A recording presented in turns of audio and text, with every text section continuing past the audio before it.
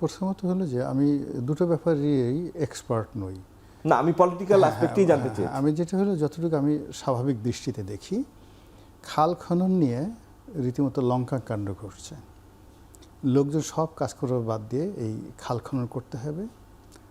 আর এক শ্রেণীর লোক যে টপ সয়েল, এই টপ সয়েল খাল কাটার নাম করে এই টপ সয়েল নিয়ে বিভিন্ন ইট ভাটাতে বিক্রি করে দিচ্ছে।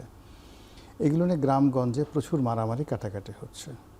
তারপরে ধরুন একটা পরিত্যক্ত খাল, এটা খনন করতে হবে। এর কারণ হলো খালের তীরে যে জায়গাগুলো আছে সেগুলো দখল করা, করা নিয়ে বিরাট একটা বাণিজ্য হয়ে যাচ্ছে। আবার আপনি এত বড় একটা বিরাট কর্মযজ্ঞ চালাবেন, 20,000 কিলোমিটার খাল খনন করবেন। কোনো কোনো জায়গাতে যেমন আমি দেখলাম যে সদরপুর অন্যান্য এলাকাতে, কয়েকটা এলাকাতে খালের যে ছবিগুলো আছে সেগুলো ড্রেনের মতো কিছু কাটাকাটি হয়েছে। এগুলো নিয়ে প্রচুর ট্রল হচ্ছে, সরকারি টাকা খরচ যাচ্ছে, এটা নিয়ে সরকারের এখনও পর্যন্ত কোনো সুনাম আসেনি। ওই গেল এক। 2 নম্বর হলো যে আমাদের যে সারফেস ওয়াটার, একটা খালে যে পানি থাকবে, আমরা জিয়াউর রহমান সাহেব যখন খাল খনন করছে তখন আমরা দেখেছি, তখন তো আমরা স্কুলে পড়ি, আমরা দেখেছি তখন মানে সামান্য একটু 2-3 হাত পানি মানে মাটি সরালেই প্রচুর পানি আসছে, আমরা কুয়ারতে সেই পানিগুলো দেখলাম। এখন তো ভূগর্ভস্থ পানি নিচে পানি দিয়ে আর এটা এখন এই পানি হলো ইভেন বর্ষাকালে যদি পানি হয় সেই পানি মানে সেটাও থাকে না। বর্ষাকালেও আমাদের দেশে এত প্রচুর বাড়ির ঘর পরেও সারফেস ওয়াটার তো নিচে নেমে চলে গেছে যে পানিগুলো মাটি হজম করে ফেলে। সেখানে এই সময় এই খালগুলো ইট বিকাম এ লায়াবিলিটিস। আমার এটা কমন সেন্স যেটা বলে, এর বাইরে যদি টেকনিক্যাল কিছু থাকে সেটা হয়তো তারা বলতে পারবে। এগুলো একটা। 2 নম্বর হলো এই যে পদ্মা ব্যারেজটা নিয়ে, পদ্মা ব্যারেজের ক্ষেত্রে আমাদের এরশাদ কিন্তু একটা রাবার ড্যাম করেছিলেন প্রথম, অনেক টাকা খরচ করে।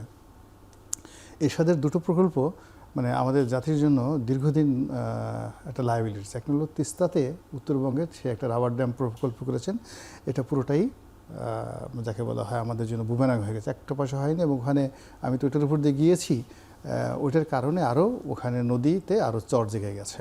এইগুলো একটা। আর একটা উনি কাজ করেছিলেন কাপখো, মানে ওই আমলে সবচেয়ে বড় একটা ইনভেস্টমেন্ট এনেছিলেন, মানে কর্ণফুলী ফার্টিলাইজার কোম্পানি দিয়ে জাপানি একটা ইনভেস্টমেন্ট এনেছিলেন।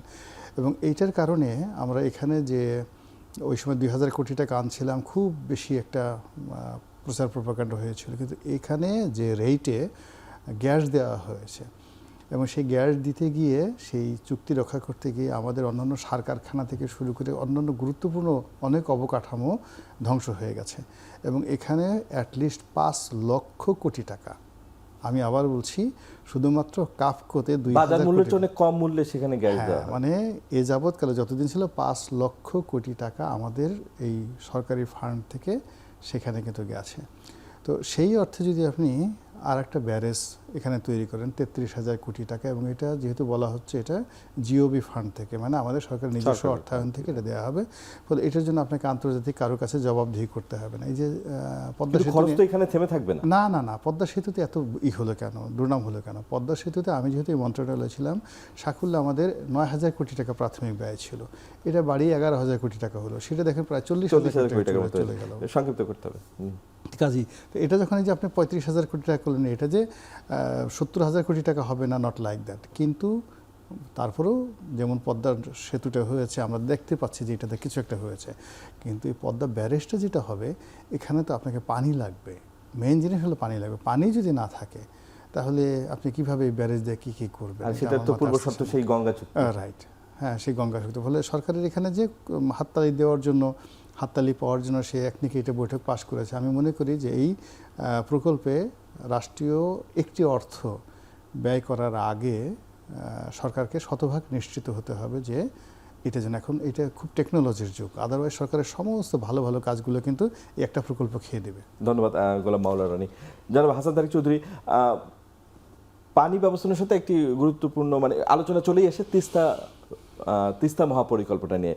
আপনি কিছুটা উল্লেখ করেছিলেন যে চীন একটি প্রস্তাব দিয়েছিল নির্বাচনের আগেই, কিন্তু আসলে নির্বাচিত সরকারের জন্য বিষয়টি হেল্ড আপ রাখা হয়েছে। তো এখন যে পরিস্থিতি আমরা দেখছি, সরকার আসলে চীন ভারতের সাথে সম্পর্ক ভারসাম্য রাখতে গিয়ে ওটার ব্যাপারে আমরা কোনো সিদ্ধান্ত দেখছি না, আবার এদিকে যে তিস্তা চুক্তি হবে সে বিষয়েও আমরা নিশ্চয়তা পাচ্ছি না, একটা মাঝামাঝি অবস্থা। আপনার কি মনে হয় বিষয়টি আসলে কিভাবে ডিল করা উচিত সরকারের? চীন আমাদের একটা খুব গুরুত্বপূর্ণ উন্নয়ন অংশীদার এবং বাণিজ্যিক অংশীদার। আমরা যেমন ভারতকে অস্বীকার করতে পারি না, একই রকমভাবে চীনকেও কিন্তু আমরা এই এশিয়াতে অস্বীকার করতে পারি না। এবং আজকের দুনিয়ায় চীন হলো একটা বিরাট অর্থনৈতিক পরাশক্তি। এবং তারা বিশ্বাস করে সামরিক শক্তির বদলে সফট পাওয়ার বলে একটা পাওয়ারের কথা বলে, এবং সেই সফট পাওয়ারটা হলো বিজনেস পাওয়ার। এবং এই বিজনেস পাওয়ার দিয়েই কিন্তু চীন আজকে সারা দুনিয়ায় আলোচনার কেন্দ্রবিন্দুতে। এরকম একটি পাওয়ার কখনোই আমরা আনটাচ রাখতে পারবো না। এটা নানাবিধ কারণেই চীনা সরকারের যে বেল্ট অ্যান্ড রোড ইনিশিয়েটিভ, সেই ইনিশিয়েটিভের কারণেই আমরা কিন্তু চীনের সঙ্গে অলরেডি কানেক্টেড। ফলে চীন এখানে আমাদেরকে যদি পানি ব্যবস্থাপনায় বা আমাদের নদী ব্যবস্থাপনায় যদি কোনো প্রযুক্তিগত সহায়তা দিতে চায়, সেটি জাতির সামনে খোলামেলা আমরা আলোচনা করতে পারি, এবং এতে ভয় ডরের কিছু নেই। এটাও তো এতে সত্য কে যে নাকচ হবে এটা দেখার এ কোনো ব্যাপারে ব্যাপার নেই। পার্শ্ববর্তী দেশের অনেক রিজার্ভেশন আছে। পার্শ্ববর্তী দেশ তো পলিটিক্যাল রিজন, তারা তো কোনো টেকনিক্যাল বা কোনো বৈজ্ঞানিক রিজন দেখাতে পারেনি, কিংবা অর্থনৈতিক কোনো রিজন দেখাতে পারেনি। তারা মনে করেছে চীন যদি আমাদের ভারত সীমান্তে এসে কোনো প্রযুক্তিগত সহায়তা দেয়, তাদের কল্পিত ধারণা যে চীন এখানে হয়তো কোনো মিলিটারি ইনস্টলেশন বা ইত্যাদি কিছু করবে কিনা, এই ধরনের একটা জুজুর ভয়। কিন্তু চীনকে জুজু মনে করার কোনো কারণ নেই। চীন আমাদের কাছে খুবই স্বচ্ছ একটি বিষয়, এবং সেই স্বচ্ছতার সাথেই তারা আমাদের সঙ্গে কানেক্টেড, এবং স্বচ্ছতার সাথেই তারা আমাদের সঙ্গে ব্যবসা করে। ফলে চীনের সাথে আমাদের যে উন্নয়ন সম্পর্ক, বাণিজ্যিক সম্পর্ক, বিশেষ করে প্রযুক্তিগত অবকাঠামোগত যে জায়গা, সেই জায়গায় চীনের অবদান তো আমরা সবাই জানি। প্রত্যেকটি সেতুর ক্ষেত্রে তিস্তা মহাপরিকল্পনা চীনের বিনিয়োগ নেওয়া উচিত আপনি মনে করেন?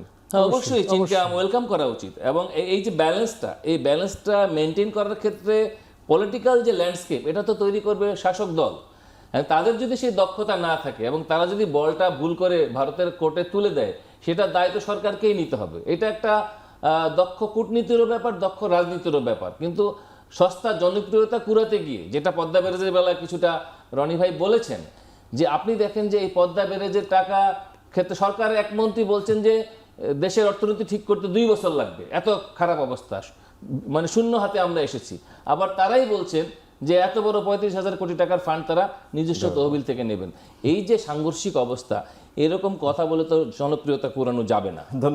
ধন্যবাদ জনাব হাসান তারিক চৌধুরী এবং জনাব গোলাম মাওলা রনি।